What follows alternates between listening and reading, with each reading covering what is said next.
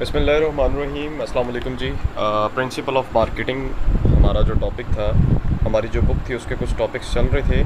Promotion mix का एक element हम पढ़ रहे थे, सेल्स प्रमोशन, और उसके साथ साथ हमने सेल्स प्रमोशन की यहाँ पे कुछ एक्टिविटीज़ देखी कि उसके अंदर कौन कौन सी हेडिंग्स इंक्लूड होती हैं। हमारे इस क्वेश्चन के अंदर हम क्योंकि एक प्रोसेस को डिस्कस कर रहे हैं, जिस प्रोसेस के अंदर हमारे पास सेल फोर्स को मैनेज और उसको एवेल्यूएट करने के मेथड मौजूद हैं। याद रहे कि मार्केटिंग के अंदर 4 पीज़ होते हैं और हर पी जो है वो डिफरेंट एलिमेंट्स के ऊपर कंसिस्ट करता है।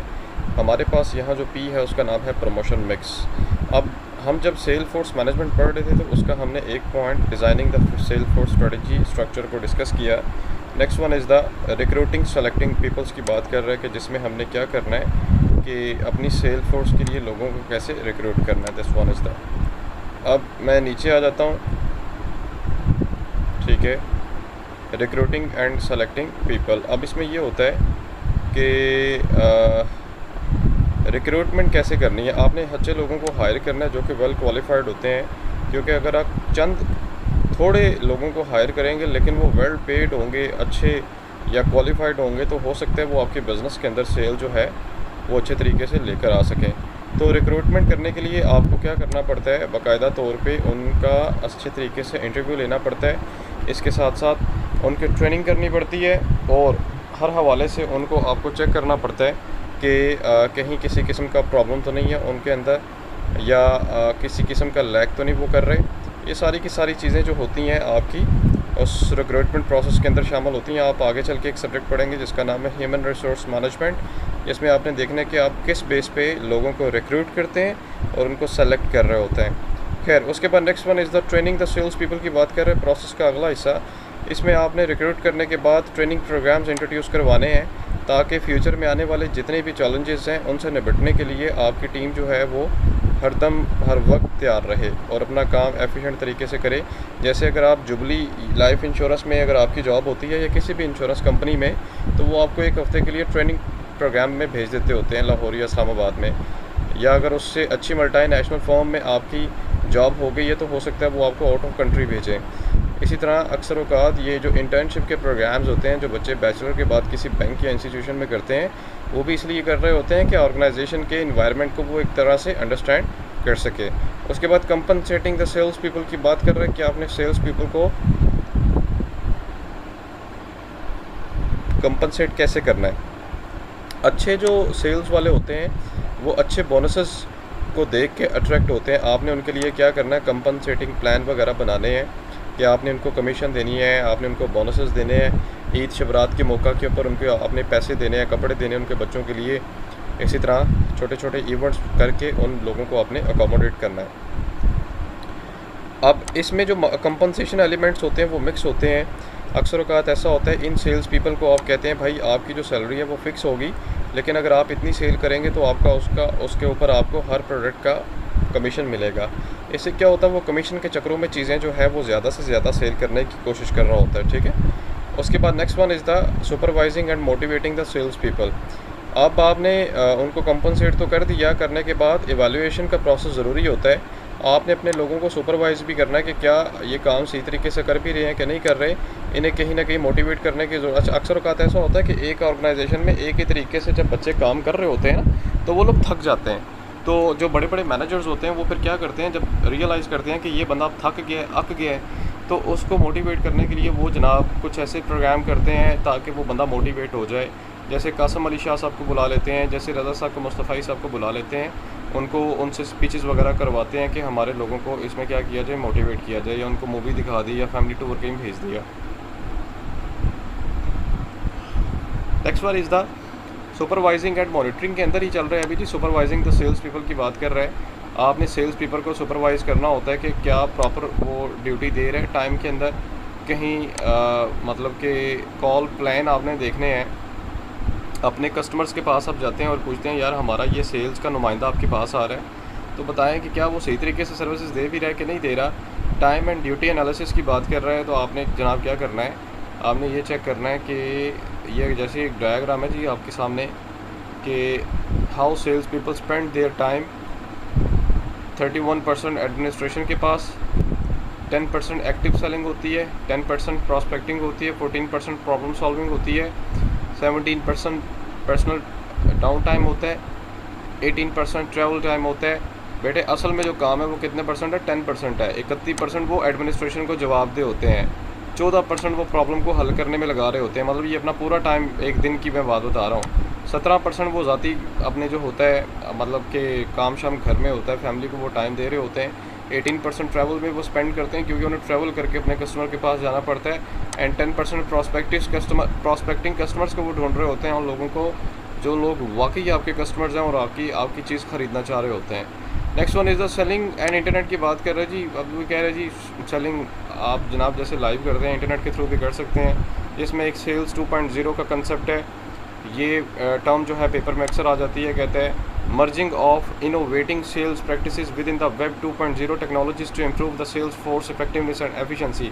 अच्छा, इसमें ये होता है कि अगर अक्सर कंपनियां ये करती हैं कि अपनी सेल फोर्स को ना एक मोबाइल लेकर दे देती हैं और कहती हैं कि जनाब ये आपने जहाँ जाना है मोबाइल को ऑन रखना है, इंटरनेट को। उससे ये पता होता है उनकी लोकेशन लोकेट हो रही होती है, कंपनी को पता होता है कि इस बंदे ने फलानी जगह पे कितना टाइम स्पेंड किया, कहाँ पे ये काम कर रहा है और कहाँ पे ये काम नहीं कर रहा है। सारी की सारी जो इन्फॉर्मेशन होती है उसको मिल रही होती है। एंड वंस अगेन जी मोटिवेटिंग द सेल्स पीपल की बात कर रहे हैं। मोटिवेट जो होता है वो आपने ज़रूर करना होता है अपने एम्प्लॉयज़ को, क्योंकि आपका अगर ऑर्गेनाइजेशन का क्लाइमेट या इंटरनल जो कल्चर है वो इतना टाइट होगा, वो इतना मतलब कि रिजिड होगा, लोग उसमें होंगे तो लोग भागना शुरू कर देंगे।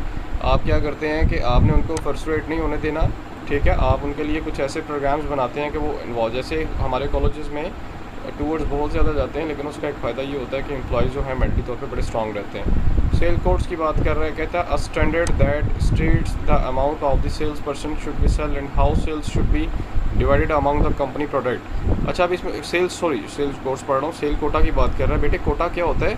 आपने फिक्स किया होता है कि फ़लाना बंदा कितनी सेल करेगा, फ़लाना कितनी करेगा, फ़लाना कितनी करेगा। जैसे कश्मीर के लोगों का कोटा है ना, वो लोग यहाँ पर भी ज़मीन ले सकते हैं, कश्मीर में भी ले सकते हैं। ये जो महाजरीन है, जो कश्मीर से महाजर होकर यहाँ पंजाब में आए हैं या सिंध बलोचिस्तान के में आए हैं, तो लेकिन आम जो हमारे पंजाब के लोग हैं इनके पास वैसा कोटा नहीं होता, लेकिन उन कश्मीरियों के पास, उन महाजरीन के पास कोटा है। आगे उनकी जो नस्लें भी चल रही हैं वो नस्लें भी वो कोटा यूज़ कर रही हैं। सो खैर बात आगे थोड़ी सी निकल गई। Evaluate the sales people and sales force performances की बात कर रहे हैं। वो लास्ट वन इज़ जी, आप क्या करते हैं कि अपनी सेल फोर्स को एवेल्यूएट भी करते हैं। वीकली बेसिस पे एवेल्यूएट कर रहे होते हैं, मंथली बेसिस पे कर रहे होते हैं, एनुअल बेसिस पे कर रहे होते हैं कि क्या इसे जो काम दिया गया था ये काम उसने कंप्लीट किया भी है कि नहीं किया, या सिर्फ बातें ही करता गया वहाँ पे बैठ के, ठीक है।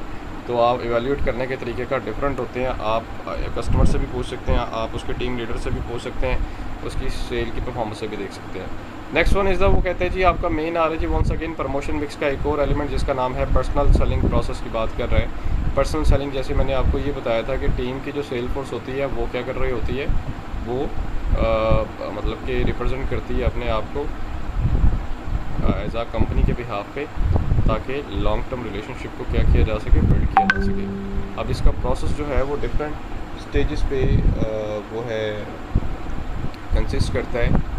जैसे यहाँ पे लिखा हुआ है a step that sales force people follow when selling when which include prospecting and qualifying, pre-approach, approach, presentation, demonstration, handling, objective, closing and follow up।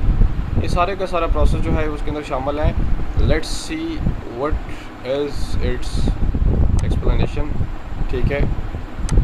जैसे ऊपर एक वर्ड यूज़ हुआ था जी प्रॉस्पेक्टिंग। प्रॉस्पेक्टिंग का मतलब ये होता है जो क्वालिफाइड पोटेंशियल कस्टमर्स होते हैं, मतलब वो कस्टमर जो वाकई आपकी चीज़ खरीदना चाहते हैं।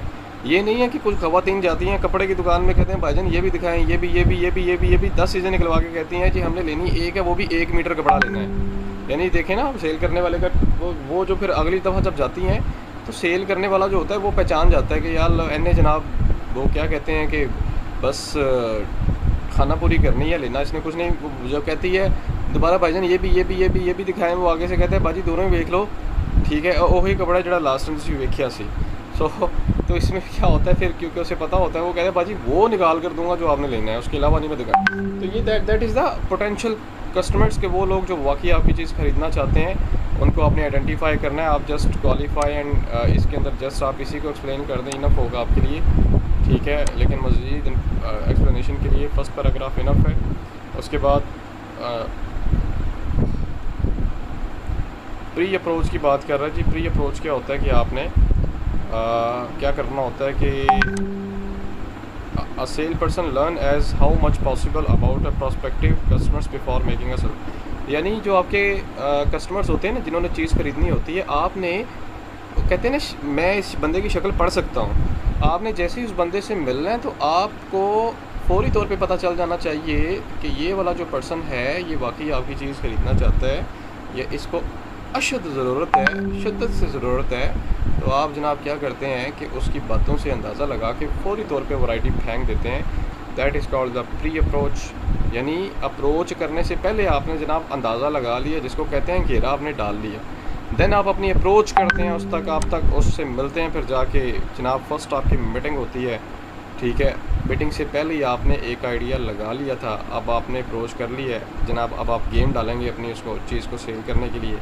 प्रेजेंटेशन एंड डिमॉन्स्ट्रेशन है जी। जब आप उसको चीज़ अपनी सेल करेंगे तो आप अपनी प्रेजेंटेशन करके दिखाएंगे कि लो सर ये हमारी प्रोडक्ट है जनाब, आप इसको अभी इस्तेमाल करें। मैं आपको सैम्पल के तौर पे देता हूँ। जैसे ये स्लाइस वाले आए थे तो इन्होंने स्लाइस इंट्रोड्यूस करने से पहले उसका टेस्ट लोगों को फ्री ऑफ कॉस्ट पिलाया, लोगों को उसका दीवाना और आदी बना दिया कि जूस अगर पीना है तो स्लाइस का ही पीना है, स्लाइस के अलावा और मज़ा कोई भी नहीं। तो उसकी रीज़न ये थी कि उन्होंने प्रेजेंटेशन उसकी दी, लोगों ने उसको पिया। तो वैसे एक कप वो देते थे, लोगों ने 4 कप जनाब पिए क्योंकि फ्री में था। अलबत्ता ये उसका फिर फ़ायदा ये हुआ कि स्लाइस ने बड़ी अच्छी रेप्यूट बिल्ड कर ली मार्केट में। हैंडलिंग ऑब्जेक्टिव की बात कर रहे हैं, ऑब्जेक्शन क्या होता है कि कुछ कस्टमर की तरफ से ये कह लें कि कुछ एक ऑब्जेक्शन लगाया जाता है कि यार इतनी तो चीज़ है नहीं जितनी आपने कीमत लगा दी है, या ये चीज़ में ये ख़राबी हो सकती है, ये कंपैटिबल नहीं है। तो उस किस्म के ऑब्जेक्शंस को आप क्या करते हैं, उससे मिलके सॉर्ट आउट कर रहे होते हैं कि सर जी देखें, आपकी चीज़ चाहे आपको 4 आने महंगी है लेकिन घर में बैठे आपको मिल रही है, तो इससे बढ़ के क्या बात हो सकती है। सो इस किस्म के जो ऑब्जेक्शंस होते हैं, आप अपनी सेल फोर्स को रेडी करते हैं, तैयार करते हैं पहले ही ट्रेनिंग प्रोग्राम्स के अंदर, ताकि वो ऐसे ऑब्जेक्शंस को हैंडल कर सके।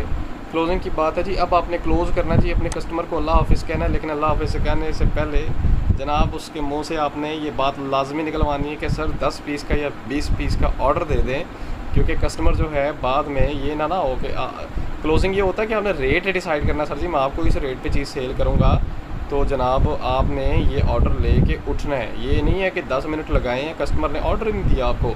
That is called the closing, जिसमें आप रेट शीट बताते हैं और फाइनल ऑर्डर लेके उठते हैं वहाँ से। ये आप अगर देखें ना, तो ये डॉक्टर्स के बाहर जो बैठे होते हैं मेडिकल रैप वाले, बड़ी देर वेट करते हैं, डॉक्टर को कहानी सुनाते हैं, बड़ा ये टिश पिश वेल ड्रेस होकर जाते हैं, तो डॉक्टर से ऑर्डर लेके फिर ये उठते हैं। And the last one is the follow up की बात कर रहा है कि एक पर्सन ने अगर आपको ऑर्डर दे दिया, कस्टमर सेटिस्फाई हो गया, आपने उसको फॉलो करते रहना, उससे पूछते रहना कि सर किसी किस्म का कोई मसला तो नहीं है, कोई प्रॉब्लम तो नहीं है, ताकि हम उसको फौरी तौर पे सेटिस्फाई करें, मतलब हल करें, सेटिस्फाई करें। जिस तरह बेटे मैं आपको हर लेक्चर में फॉलो अप कर रहा होता हूँ कि बेटे अभी लेक्चर हुआ, कोई प्रॉब्लम तो नहीं है, किसी किस्म का अगर मसला है तो मुझे बताएं, हम अभी इसको सॉर्ट आउट कर रहेंगे। And the last next one is the personal selling and managing customer relationship. जब आप पर्सनल सेलिंग करते हैं, अपनी टीम को भेजते हैं, अपने रिप्रेजेंटेटिव को भेजते हैं, तो आपने कोशिश करनी है कि उससे ताल्लुक़ भी एक बनाना है, ताकि बाद में आपको नए सिरे से मेहनत ना करनी पड़े।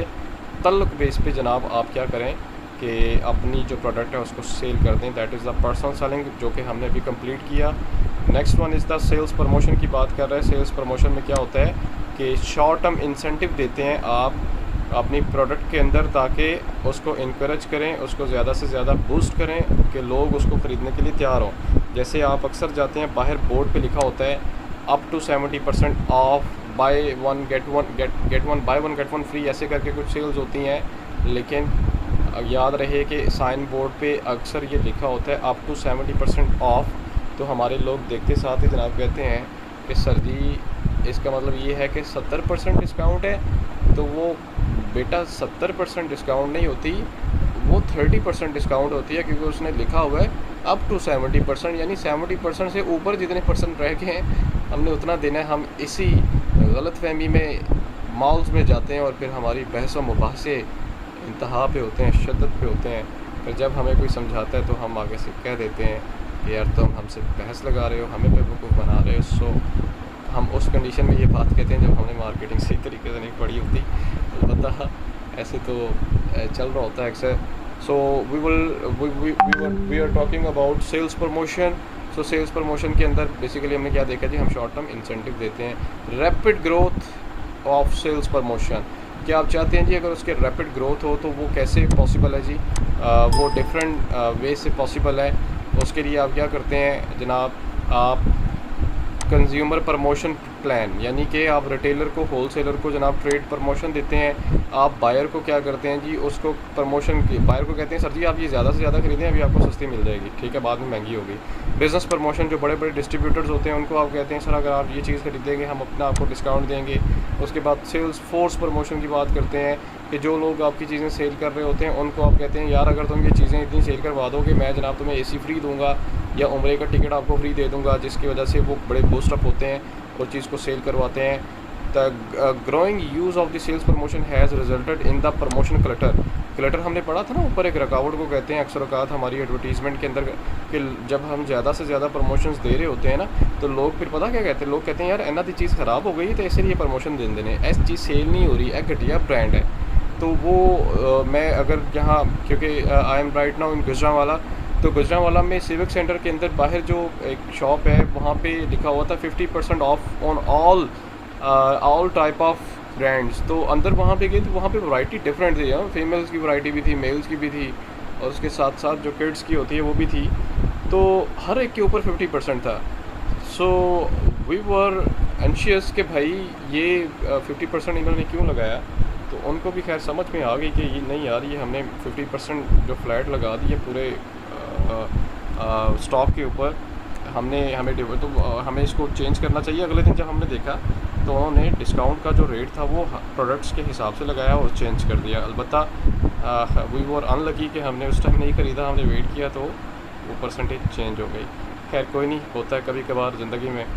सेल्स प्रमोशन ऑब्जेक्टिव की बात कर रहे हैं जी। अक्सर औकात आपके सेल्स प्रमोशन के ऑब्जेक्टिव क्या होते हैं? एक तो ये है जी कंज्यूमर प्रमोशन, आप चाहते हैं कि ज़्यादा से ज़्यादा आपका कस्टमर हो, यानी ये जो आप ऑफ़र देते हैं ना bye one get one free, इसका मकसद क्या होता है? उसके बाद आप ट्रेड प्रमोशन है जी, बिज़नेस को आप ब्रांड करना चाह रहे होते हैं, मतलब प्रमोट करना चाह रहे होते हैं कि बिज़नेस से ज़्यादा इंक्रीज़ हो, एडवर्टीज़मेंट आपकी ज़्यादा से ज़्यादा हो, पर्सनल सेलिंग, डायरेक्ट मार्केटिंग, ये सारे के सारे आप टूल यूज़ करते हैं ताकि आपका जो है रिलेशनशिप लॉन्ग टर्म बने, आपकी सेल ज़्यादा से ज़्यादा हो, मार्केट के अंदर आपका नेम बने, आप कम अरसे के अंदर ज़्यादा से ज़्यादा सेल करें। बेटे जो छोटे छोटे शॉपकीपर होते हैं ना, ये लोग क्या करते हैं कि ये जब नई नई शॉप ओपन करते हैं या नया नया स्टोर खोलते हैं तो ये कहते हैं आप जनाब हमसे 3000 की शॉपिंग करें, 1 kg का ऑयल का पैकेट आपको फ्री मिलेगा या आपका टोकन में नाम लिख दिया जाएगा, जिसके बाद आपके जनाब एक मोटरसाइकिल निकल आएगी तो लोग धड़ाधड़ फिर खरीदते हैं आके, ठीक है।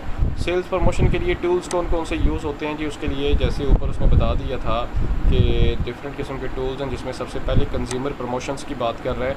कंज्यूमर प्रमोशन क्या होता है कि sales promotion tool use to boost short term customer buying, यानी लोग जो होते हैं उनको आप मजबूर कर देते हैं कि वो ज़्यादा से ज़्यादा ख़रीदें। उसके लिए आप उनको सैंपल देते हैं फ्री पे, सर जी सैंपल लें, खा कर चेक करें, ठीक है। आप कूपन देते हैं, जैसे ये रंग के डब्बे होते हैं इनमें से कूपन निकल रहे होते हैं, जब उसको स्क्रैच करते हैं तो उसमें से इनामात निकलते हैं, ठीक है। जैसे बचपन में बच्चे एक बबल गम लिया करते थे तो अंदर से एक स्टिकर निकलता था जिस पे इनाम होता था, तो वो भी इसलिए इनकरेज करता था बच्चे ज़्यादा से ज़्यादा ख़रीदें। कैश रिफ़ंड है कि भाई आप ये चीज़ ख़रीदें, आपका ये टोकन निकलेगा, हम आपको कैश वापस कर देंगे। जैसे करीम के अंदर होता है कि आपका प्रोमो कोड निकलेगा तो आपको 1 लाख तक की जो राइड्स हैं वो फ्री मिलेंगी। वैसे मैंने बड़ी राइड्स एंजॉय की हैं करीम से, हमारे बड़े प्रोमो निकलते रहे हैं, क्योंकि last year I know in 2019 I use too much cream, I think 2018 और in the mid of 2018 and the start of 2019 I used too much cream. So उस वक्त जो है मुझे तो खैर बड़े प्रोमो मिले, बड़ा इंजॉय किया मैंने। उसके बाद प्राइस पैक्स की बात कर रहे हैं, ठीक है। प्राइस पैक क्या होता है कि जैसे एक क्या करते हैं कि आप रेगुलर जो प्राइस होती है उसमें कमी दे देते हैं, ठीक है। डील्स जैसे आप देते हैं, पैकेज बना के देते हैं, जैसे मैकडोनल्ड्स में आप जाएँ, जैसे अक्सर KFC में जाएँ तो वहाँ फैमिली एक डील चल रही होती है जिसमें नगेट्स होते हैं, जिसमें डिफरेंट वो आइटम्स होती हैं उनकी, वो स्पेसिफिक अमाउंट में आपको प्रोवाइड करते हैं। प्रीमियम्स की बात कर रहे हैं जी, ठीक है। प्रीमियम में क्या होता है कि बड़े अच्छे इंसेंटिव्स आप देते हो लोगों को। आप कहते हो जी अभी ये टाइम प्रीमियम का चल रहा है, आप हमें ईमेल करें या फलानी जनाब जगह से ख़रीदें, आपको ये चीज़ सस्ती मिलेगी, मार्केट में आपको इतने की मिलेगी, वहाँ से आपको इतनी मिल जाएगी। एडवर्टाइजिंग स्पेशलिटीज़ इनके पास आप जाते हैं, ये लोग प्रमोशनल प्रोडक्ट्स भी कहलाते हैं। ये लोग क्या करते हैं कि आपका लोगो मैसेज वगैरह जो होता है ये डिज़ाइन करके आपके कस्टमर्स को देते हैं। जैसे लोग अपनी टी शर्ट्स पे लिख देते हैं ना, जैसे लाहौर कलंदर है, ठीक है जी, तो ये भी बेसिकली है। अब ये मिसाल दे रहा हूँ, लाहौर कलंदर जैसी टी शर्ट्स हैं, वैसे ही आप ब्रांड की टी शर्ट्स बना के लोगों को देते हैं। लोग उसको देखते हैं, लो जी ये फ़लानी कंपनी का इसकी टी शर्ट पहनी है, तो लिहाजा ये कोई ना कोई रीज़न होगी कि वो टी शर्ट पहन के घूम रहे हैं। फिर हम उससे पूछते हैं, वो कहता है जी मैंने वहाँ से ये चीज़ खरीदी थी। सो स्क्रैच करने के बाद निकला। सो पॉइंट ऑफ परचेज़ से मुराद ये है कि अगर आप मॉडल से ख़रीदेंगे जहाँ पे ओप्पो का स्टॉल लगा हुआ है, तो जनाब ओप्पो का 50,000 का सेट आपको 48,000 में मिलेगा। तो लोग मारा मारी में भागा भागी में दौड़ते आते हैं, ख़रीदते हैं। आप कॉन्टेस्ट करवाते हैं जी, अक्सर आपने फ़हद मुस्तफ़ा को बुला लिया, ठीक है, तो आपने एक कॉन्टेस्ट करवाया जिसमें क्या होता है कि वो भी कहते हैं जी लो जी रमज़ान इनाम घर जनाब सुपर एशिया की तरफ से वॉशिंग मशीन आपकी हुई।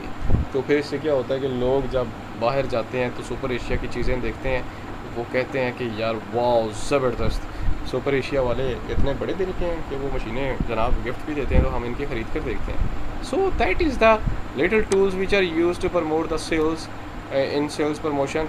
सो उसके बाद इवेंट स्पॉन्सरिंग की बात है जी। इवेंट मार्केटिंग में अक्सर आप देखते हैं ना, क्रिकेट मैच हो रहे होते हैं, दाएं बाएं वो जनाब स्पॉन्सर्स किया होता है। क्यू मोबाइल, आजकल हलीमा सुल्तान आ रही है जी, ठीक है, आधा पाकिस्तान तो उसके पीछे पागल हुआ हुआ है। तो इस तरह के जो स्पॉन्सर्स होते हैं वो दे रहे होते हैं ताकि हमारी प्रोडक्ट का नाम जो है वो ज़िंदा रहे।